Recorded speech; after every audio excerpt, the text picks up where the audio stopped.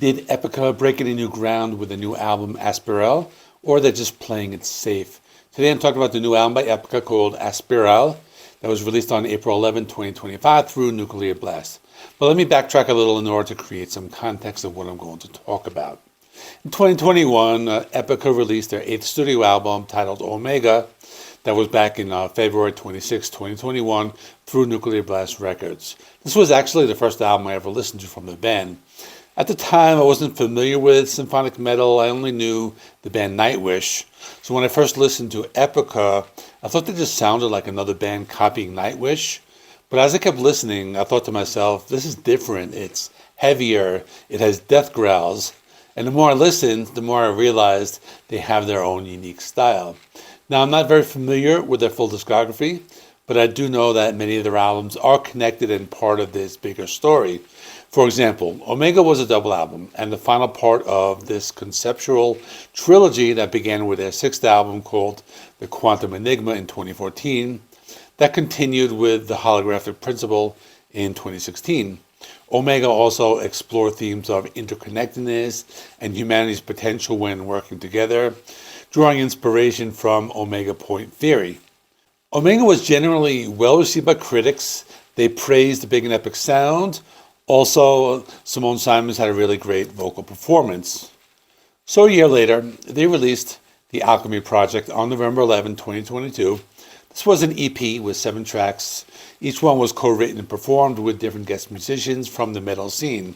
I reviewed both of those albums on my channel, so I will be linking both of them to the end screen. And for now, let's talk more about the new album. So this brings us to Aspiral. The album has 11 tracks, and each song has its own unique meaning. It also marks the conclusion of their New Age Dawn's conceptual series, which began with The Last Crusade. The album's title was inspired by a 1965 bronze sculpture by Polish artist Stanislaw Suszalski. I'm probably butchering the name. So the sculpture symbolizes renewal and inspiration, which are some of the main themes on the album. According to the band, the artist's work has many intricate details. Every element is a piece of art of its own, but all the components are connected and they tell a larger story. The band thought this was a perfect metaphor for their creative process on this album. Each song has its own identity and meaning, but the album is meant to have a very cohesive sound overall. While the Aspiral statue directly inspired the title track and lyrics, the album cover was created by contemporary sculptor Hedy Zent, who has also worked with other bands such as Rammstein, Ghost, and Parkway Drive. Let me introduce the band because every member plays a key role. The lead vocalist is Simone Simons. She's a very operatic singing voice, and her vocals are stronger than ever on this album. The other vocalist is Mark Jensen, who does the death growls and harsh screams. He's also important. He brings more of an extreme metal aspect to the band. In other words, Simone and Mark work together to create this Beauty and the Beast type of sound that the band is known for. On the drums is Arjen van Wieselvik. I'm probably mispronouncing, but he really shines in this album. His drumming adds another layer of sound. And the band has 2 guitarists, the aforementioned Mark Jensen, and another one, Isaac De La Haye.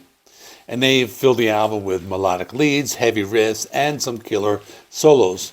The bassist is Ron van der Loo, and we notice sometimes in metal the bass gets buried, but here a lot of songs have a very prominent bass sound. And I'll be pointing that out as I go along. Finally, on orchestration and keyboards is Cohen Jansen.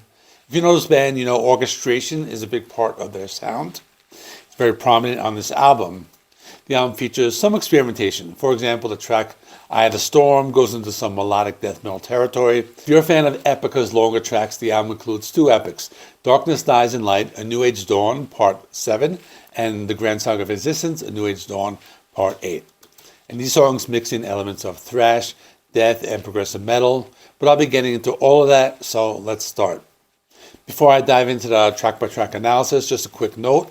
If you want to support the channel, you could become a member. For just 99 cents, you get early access to all my videos.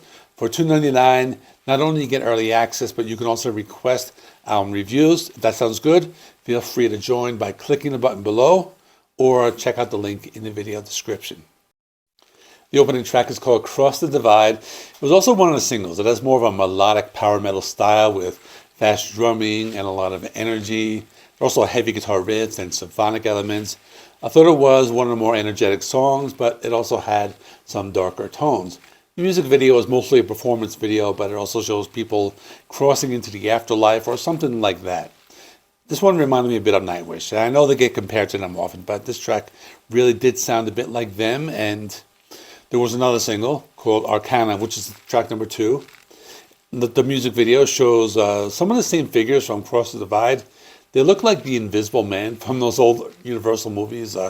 They have these suits with their faces covered. I'm showing you a little clip of them. But anyway, this was one of the more laid-back songs. Simone gives a very melodic vocal performance. There are also children's choirs.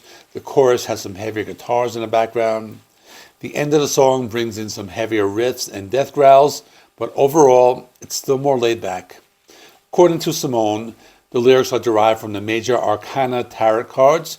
If you know, you're familiar with them, but they basically help you guide you through your life on your soul's journey. We have another song called Darkness Dies in Light and New Age Dawns, Part 7. One of the longer and more epic tracks, also has a special meaning because Mark Jansen dedicated it to his newborn daughter.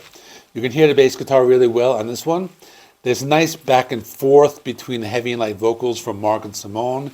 Also has some of those creepy choir vocals, the kind you hear in those old horror movies like The Omen. That's what it made me think of. And that always works in metal. Like, you hear it a lot. I was also surprised to hear some thrash metal style riffs, and they fit in well with the orchestral elements, and they get more prominent as the song progresses. There's also more of a progressive rock sound in the song. I know the band does it often, but it was cool to hear it on this song. Then there's the next song, and when I first heard the beginning of it, it's called Obsidian Heart. I was expecting a ballad, and then the heavy riffs come in, but then it gets soft again. So in the end, it felt like a power ballad, but kind of like went back and forth a little bit.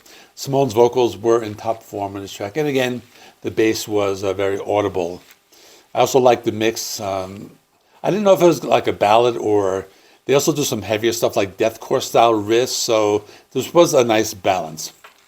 After this, a song called Fight to Survive, the overview effect, and one of those songs that's very synth heavy. It made me think of like sci-fi movies. It has the spoken word part and electronic effects. It was a slow-paced track, had soft and melodic moments, but there were these heavy riffs. Simone has more of an operatic vocal style. Around the middle, there's a heavy breakdown with death growls and orchestral elements. Then the song gets soft again. So as you can see, the album has lots of ups and downs with peaks and valleys in the music. Metanoia, A New Age Dawns, Part 9 or 8, whatever VIII is. It's another long and epic track, just under 8 minutes. It starts with soft violins and orchestration and takes its time to build up. You get the choir vocals, some heavy riffs, and these sounded like traditional metal compared to the down-tuned guitars of other tracks. Mark and Simone trade off vocal lines in the verses. It gives it a good heavy, light balance. You could also hear softer sounds in the background. It blends with the choir vocals.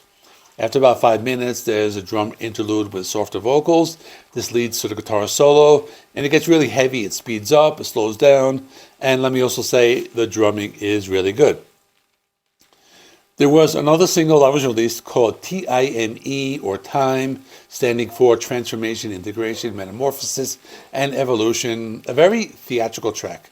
Sounds like the beginning of this dark theatrical piece, a play or something like that. But then you get the signature symphonic metal, the choir singing, orchestral moments, death growls, blast beats, and the music video is very cinematic. Has the band images like an hourglass and forest scenes. It's big, theatrical, but not too long. It's 4 minutes long. Feels like a short act of a larger production. Another song, Apparition, one of the heavier songs, has cool chugging guitar riffs at the start. Then the softer parts, as expected. Good balance between the harsh and clean vocals. Probably has some of the heaviest guitar riffs in the album, but that doesn't mean it's a heavy song. There were a lot of melodic parts too.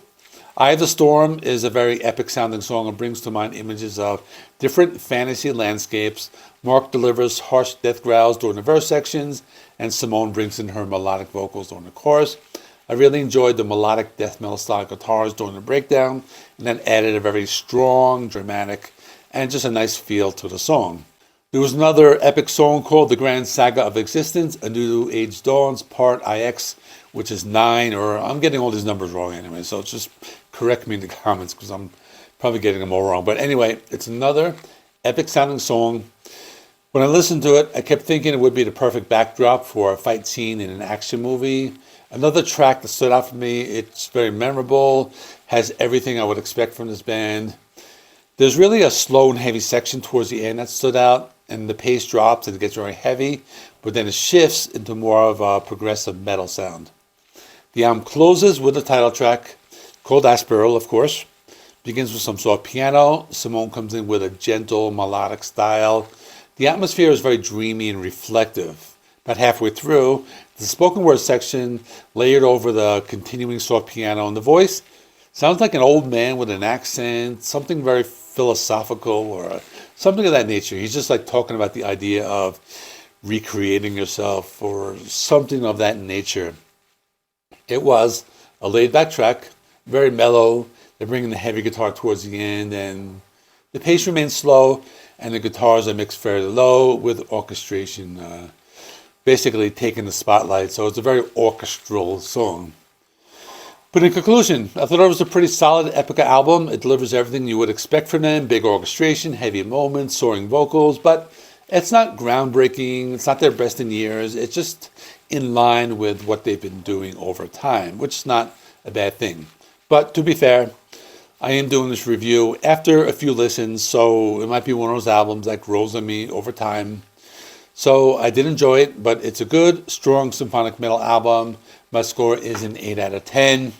And of course, as you know, at the end of every month, I do my best metal albums of the month. And a lot of times, albums will either go up or down by the end of the month because I will have spent more time with it. But let me know in the comments what you thought of the album. In the meantime, I'm going to link 2 Epica video reviews I did. I'm going to stick them right next to me there. The EP for Alchemy Project and the 2021 album Omega. Thanks for watching. If you liked the video, please give it a thumbs up. Helps me with the YouTube algorithm. Don't forget to subscribe if you haven't already. I do rock and metal reviews, rankings, and more. See you in the next one.